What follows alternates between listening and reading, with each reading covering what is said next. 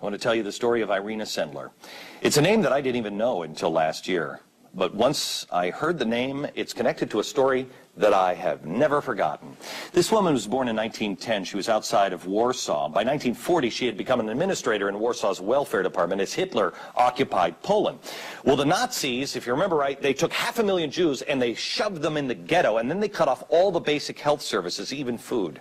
Now, Irina was responsible for controlling tuberculosis in the area, so she could go wherever she wanted without any restriction. And she used that freedom to convince Jewish parents to let her hide their children. Imagine the scene. Please let me take your children.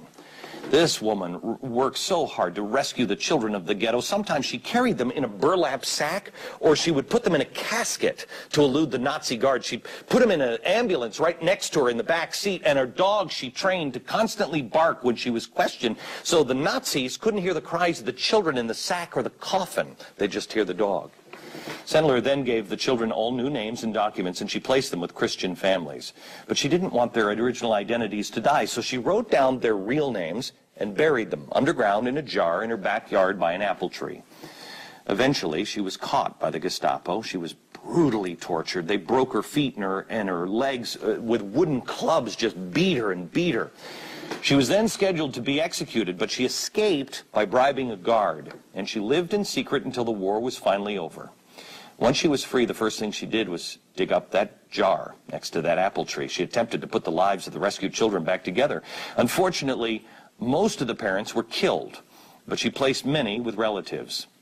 Irina Sendler, she wound up rescuing 2,500 Jewish children from certain death at the hands of the Nazis. She lived the past few years, what an amazing woman, at a nursing home. She was actually cared for by a woman that she had smuggled out of the ghetto when she was only 6 months old. Irina had carried her in a toolbox with a dog barking at her feet. I told you that I had only heard this story last year. When I heard it, it was because she was nominated for the Nobel Peace Prize. She lost to Al Gore and his movie about a slideshow. Yesterday, she died, and it is despicable that she did so without winning the Peace Prize, but I'm sure if you asked Irina, she would have been worrying about other things, and right now, today, she's reaping her real rewards, and they are far more substantial.